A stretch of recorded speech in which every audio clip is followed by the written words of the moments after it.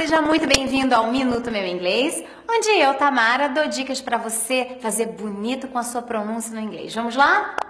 Vamos ver agora sons de palavras que têm R. Afinal de contas, como é que eu digo esse R? É complicado às vezes. Então vamos começar por uma palavra bem conhecida. Nós somos brasileiros, nós somos Brazilian. Brazilian. Pratica aí. Brazilian. Então, esse som de ra, como de repente uma pessoa interior pode falar porta, é esse R mesmo, Brazilian, ok? Vamos ver mais uma palavra que tem um R e tem som de ra.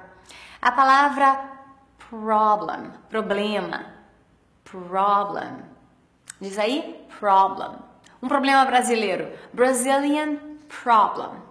Agora, algumas palavras têm dois R's e têm o mesmo som. Por exemplo, uma coisa horrível é horrible. Horrible. Esse I vira um A porque vem daqui de trás, ó. Horrible. Não é horrible, horrible. Ok? Você quer pedir desculpa para alguém. Como é que você vai fazer? Você vai dizer, oops, sorry. Sorry. Vamos recapitular? Ok.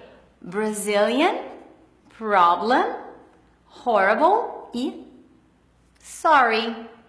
É isso aí. Muito obrigada por assistir. Para mais dicas, vá para meuinglês.com. Meu inglês, inglês do seu jeito.